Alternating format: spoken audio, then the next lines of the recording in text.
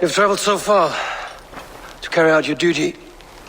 Is this the life of a hidden one? Always on the move? No. Mine is not the usual path. The Creed does travel. Our ideals are universal. We believe that. So there's nowhere you call home? No place I call home. No. Weird. For me, home is family. But I have no family. No one? Not even Hytham? Parents, brothers, all dead. I lost my parents when I was 9 winters alone. Without Sigurd, I would have...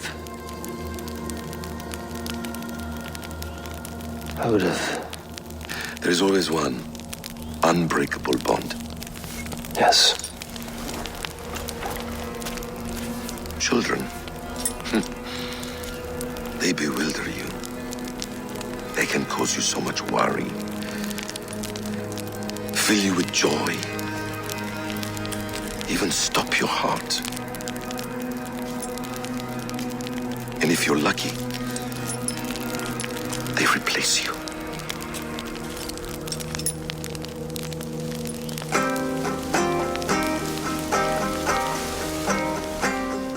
Honor, glory, legacy. As we all grow older, we think about these things more and more. Have we been our best selves? Have we accomplished enough in this life? How will we be remembered? And who will take our place?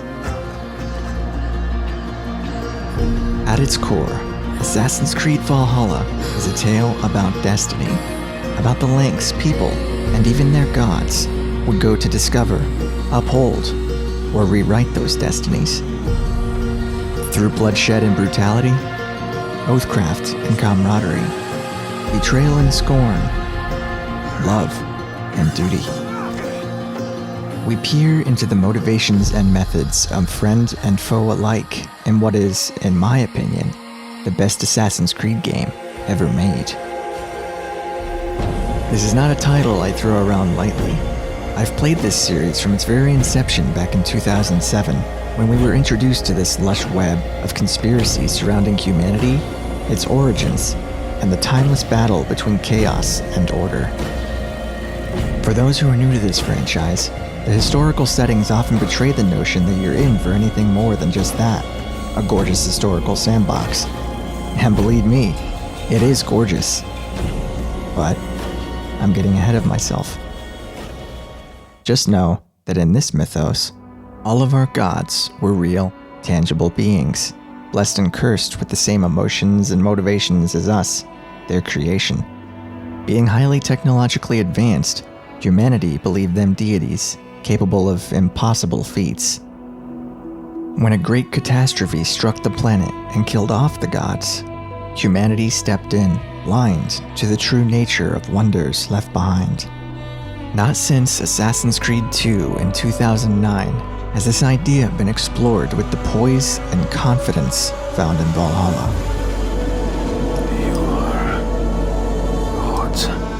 Through a series of optional quests and activities, which often echo the truth side quest of Assassin's Creed 2, you uncover the greater mysteries behind the Aesir and their struggle to avoid their fate at Ragnarok, and the long-standing repercussions of their actions that ripple into the present day. I get what you're probably saying right now. What does all this have to do with a Viking who raided the British coast 1,200 years ago? Quite a lot, actually, but to speak on how would ruin the journey. You play as Eivor, who in a defining moment of their childhood lost both of their parents in a raid led by legendary Norsemen Kjotve the Cruel, believing their father to have died a dishonorable death by surrendering at the request his clan be spared.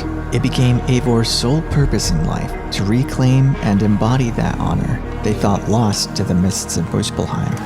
This is my father's shame. Today I take back the honor he lost. Eivor also has a life oath to their adoptive sibling, Sigurd, who carried them away from the carnage on horseback that fateful night. When Sigurd arrives home after 2 years of raiding in the Middle East, he brings with him 2 mysterious allies named Basim and Hytham. They have their own reason for wanting Kjotve dead, as he belongs to an order of men and women who wish to control the world using precursor technology. After Kjotve falls in battle, King Harald of Norway unifies the region under one banner. Peace has come to Norway, but Sigurd is not ready to bend a knee. He bids Eivor and many others from their clan to follow him to new shores and forge their own destiny. Following this 6-hour introduction, players are left to their own devices when it comes to establishing their newly settled town of Ravensthorpe. They can immediately jump into the main quest by forging alliances across the 11 shires of England, each containing their own 4 to 6 hour saga filled to the brim with diverse gameplay, memorable characters, and emotion-filled story moments. Or, like me, a crazy person, they can first spend over 100 hours exploring the world and taking part in a plethora of side activities, including hunting, drinking, the excellent game of Orlog, parkour challenges, treasure hunting, assassinating members of Kjotve's mysterious order, stumbling into interesting and memorable situations in what was clearly inspired by Red Dead Redemption 2's random encounters, and, of course, raiding. Raiding is an essential part of the gameplay loop, as it is the only way to effectively receive resources for your growing settlement. Bringing these raw materials back home after successful raids will enable you to construct new buildings, each bringing a new gameplay benefit or mechanic. Will you build up a base of operations for Hytham, enabling him to give you clues as to the location of your next assassination target?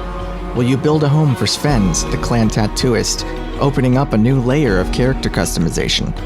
Perhaps you'll build a hunting lodge, which deepens the hunting experience by giving you various hunting charters which grant unique rewards, and even mounted trophies of your toughest hunts to decorate your longhouse.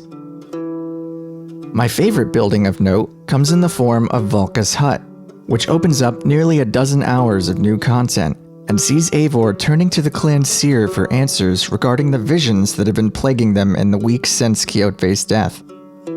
From the outset, there's one thing Valka knows for certain. Eivor will break their oath to Sigurd.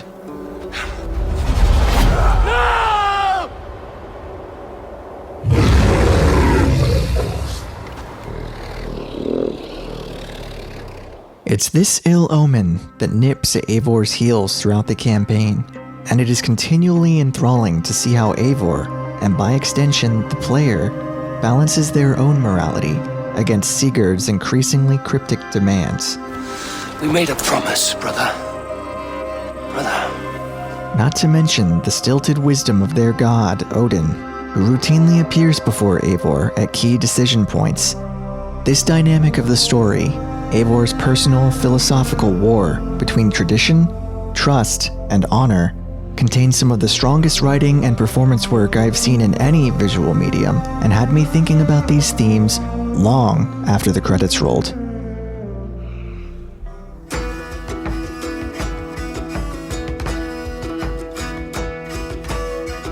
Whether you are looking for a fun, ever-evolving gameplay loop with weapons, gear, and enemies that evolve with you, a harrowing and moving story with deep connective tissue to the series as a whole, or a beautiful open world chock full of surprises and activities at every turn, Assassin's Creed Valhalla boldly refuses to disappoint in every avenue.